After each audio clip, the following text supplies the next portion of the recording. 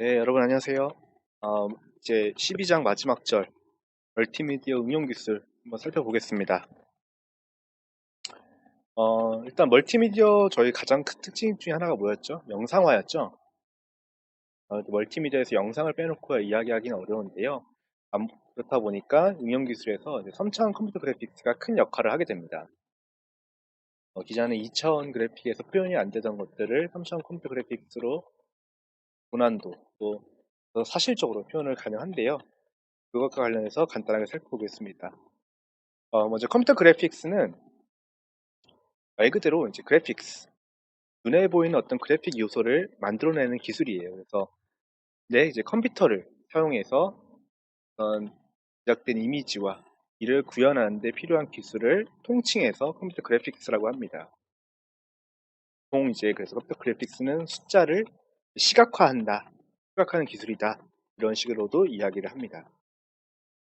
그럼 이제 컴퓨터 그래픽스는 그런 개념인데 3차원 컴퓨터 그래픽스는 당연히 우리가 그 이제 시각화를 하기 위해서 다루는 데이터가 3차원으로 표현된 이제 그런 분야를 말하고요.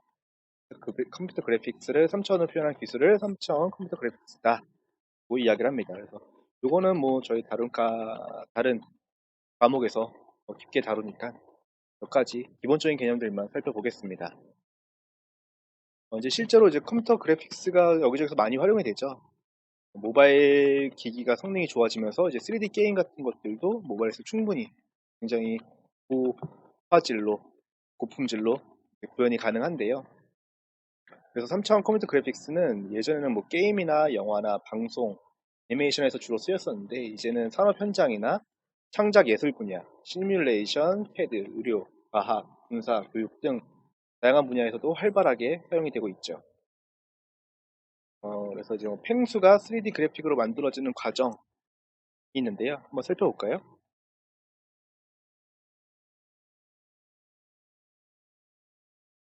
안녕하세요. 3D 장인. 네. 펭수를 이제 보통 3D 이제 컴퓨터 그래픽스 할 때 가장 먼저 우리가 3차원 컴퓨터 그래픽으로 구현할 그 오브젝트를 만들어야 됩니다. 그걸 이제 과정을 모델링이라고 하는데요. 말 그대로 그냥 그 조각 같은 거라고 보시면 돼요. 그래서 이 3차원 상에서 버텍스, 폴리곤 뭐 이런 용어들이 있는데 그런 것들을 조작을 해가지고 가상의 컴퓨터 안에서 3차원으로 조각을 하게 됩니다. 식으로 조각을 하게 되고요.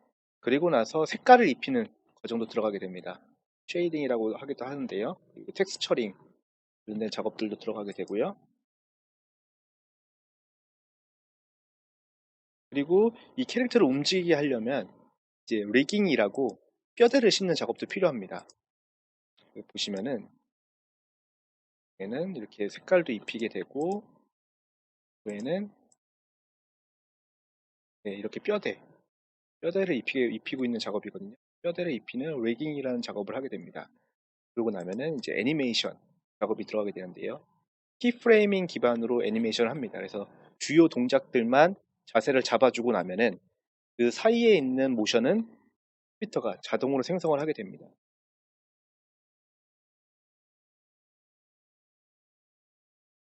이런 식으로 조금씩 자세를 잡아주는 거예요. 이게 애니메이션 과정이라고 보시면 됩니다. 그리고 나면 이제 렌더링을 통해서 2차원 이미지로 만들어내게 됩니다. 이런 식으로. 그거를 여러 장으로 렌더링을 해서 영상으로 만들면 이렇게 애니메이션 또는 동영상으로 나오게 되는 거죠.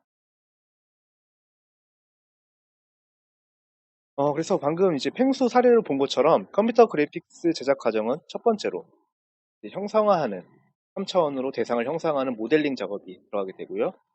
그 이후에 뭐 쉐이딩이라든지 어, 또는 텍스처링이라든지 이런 작업들도 거치게 됩니다. 뭐 자세한 거는 관련 과목에서 더 친절하게 설명을 해주실 겁니다.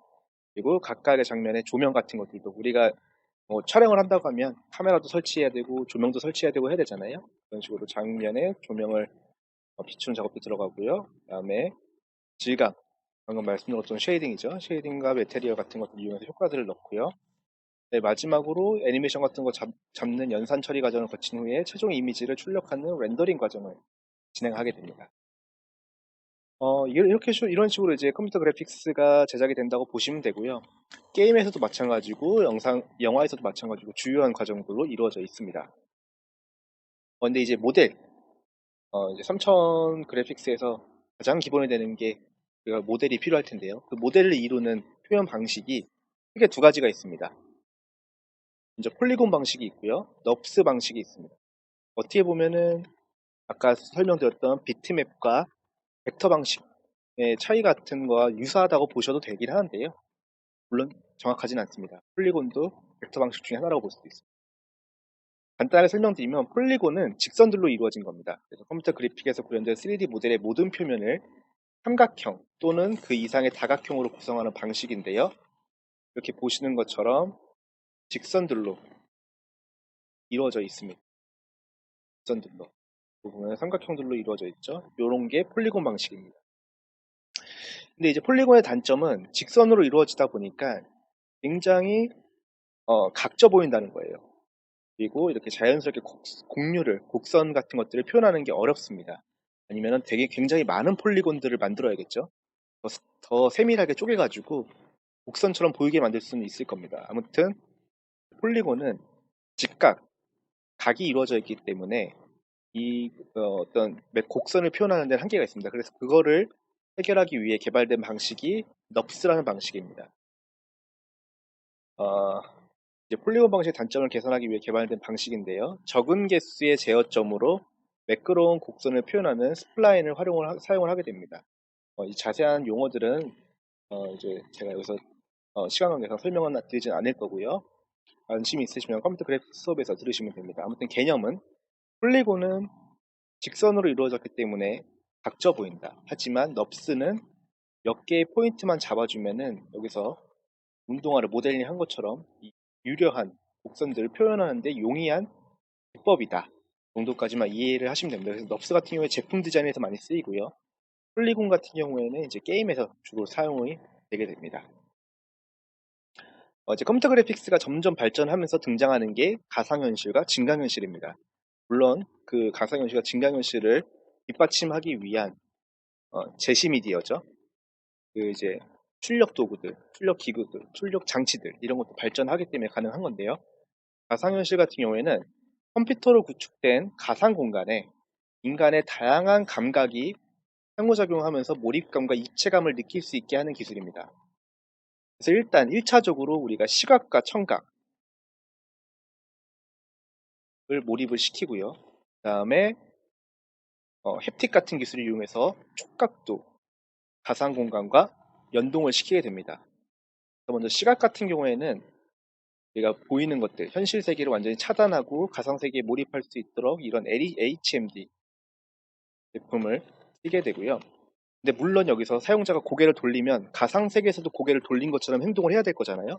그렇기 때문에 가상현실 시스템은 사용자의 시선이나 동작 변화를 감지해서 그에 맞는 화면을 보여주는 것이 기본입니다.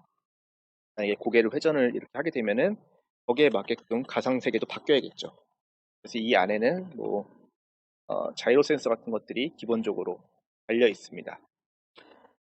물론 이제 그리고 이제 청각적으로도 공간감을 주기 위해서 이 헤드폰을 쓰게 되고요. 이 안에는 스페이셜 오디오라 그래가지고 더 자세하게는 다음 주차에 설명을 드리겠습니다. 스페이셜 오디오라는 기법도 포함이 되어 있어서 사용자가 바라보는 곳 중심으로 음향 효과를 주기도 합니다. 그래서 어쨌든 현장감을 살리기 위해서 HMD나 이런 기타 센서들을 많이 활용한다라는 거고요. 최근에는 이 HMD가 많이 가벼워지고 가격도 저렴해져서 다양한 분야에서 쓰이고 있습니다. 아직 물론 우리가 핸드폰을 쓰는 것처럼 대중화되진 않았지만 엔터테인먼트 분야나 교육, 그 다음에 의료, 그다음에 산업 분야에서는 많이 쓰이고 있고요. 엔터테인먼트 분야 같은 경우에는 아무래도 게임에서 많이 쓰게 되고요. 그 다음에 360도 영상이라고 하는 이 가상현실에서 쓰는 영상 포맷이 있는데 그런 것도 통해서 영화를 보기도 하고 그 다음에 이제 뭐 관광같이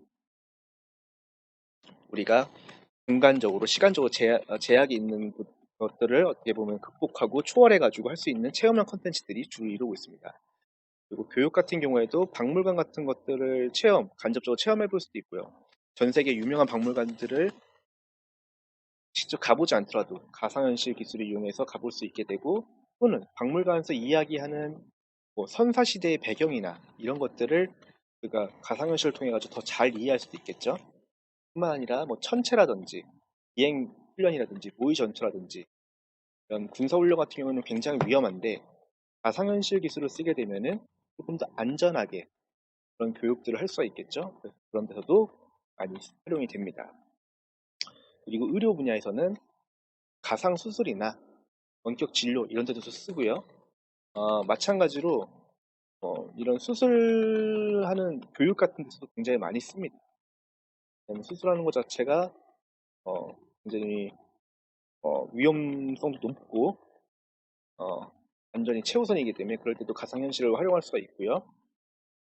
또한 이게 우리가 가상세계에 굉장히 몰입을 할 수 있기 때문에 각종 정신질환이나 트라우마 같은 거 치료하는 데도 많이 씁니다. 예를 들면 고소공포증을 극복하기 위해서 가상현실을 활용하기도 하고, 산업에서는 제품을 가상으로 체험한다든지 원격으로 로봇을 조종한다든지 그런 데서도 가상현실이 활용이 되고 있습니다. 다음으로 증강현실입니다.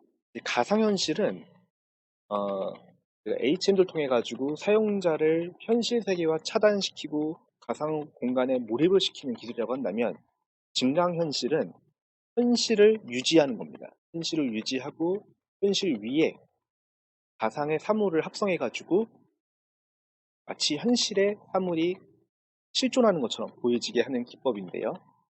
2016년도에 이제 큰 화제였던 이제 포켓몬 고 게임이 바로 가상현실을 기반으로 한 게임이죠. 그래서 우리가 막 핸드폰으로 도로를 비추게 되면은 이런 식으로 피카츄가 포켓몬이 굉장히 현실 공간과 잘 어울리게 합성이 돼서 나오게 되고요. 우리가 그러면은 마치 그 캐릭터가 현실에 존재하는 것처럼 비록 모바일을 통해서지만 인터랙션을 해서 게임을 진행할 수 있게 됩니다. 그래서 증강현실은 이제 영어로는 AR, Augmented Reality라고 하는데, 실제 환경에 가상 사물을 합성해서 원래 존재하는 사물처럼 보이도록 한다. 말씀드렸던 거죠. 그렇게 해서 최대한 여기서 그 증강현실에서의 목표는 현실 세계와 어떤 우리가 가상의 정보 또는 부가 정보 이런 것들을 합성해서 자연스럽게 하나의 영상으로 보여주는 게 목표입니다. 뭐 그러기 위해선 당연히 현실 공간을 인식하는 기술도 필요하겠죠. 그래서 증강현실 같은 경우에는 뭐 조금 더 몰입감을 주기 위해서 앞서 가상현실처럼 그 이제 스마트 글래스 같은 거 써가지고 눈앞에서 바로 합성을 하기도 하는데요. 이런 모바일 같이 카메라를 기반으로 한 장치들이 되게 보편화되어 있잖아요. 그렇기 때문에 가상현실 기술보다는 더 다양한 어플리케이션이 개발이 돼서 활용이 되고 있고, 그다음에 대중화도 더 빠르게 될 거라고 예상을 하고 있어요. 뭐 커머스라든지 이런 산업체라든지 그런 데서도 좀 더 빠르게 활용이 될 수 있을 거고요. 단순히 이제 부가적인 그 가상의 그 3차원 오브젝트를 합성해서 보여주는 것뿐만 아니라 부가적인 정보라든지 인식이라든지 이런 것들이 되게 할 수 있는 그 가능성이 있는 게 증강현실 분야입니다. 가상현실과 증강현실은 사실 뭐가 더 좋다고 보기는 어렵지만 서로 목표라는 게 다릅니다. 가상현실은 사용자를 가상 공간으로 데려가는 거고요. 증강현실은 가상에 있는 오브젝트들을 현실로 가져오는 겁니다. 그 개념이 좀 다르다는 거 이해를 주시면 될 것 같습니다. 그래서 멀티미디어의 응용은 이 정도까지만 알아보도록 하겠습니다. 좀 긴 강의 시청해 주셔서 감사하고요. 다음 주에 실감 미디어로 다시 찾아뵙겠습니다. 감사합니다.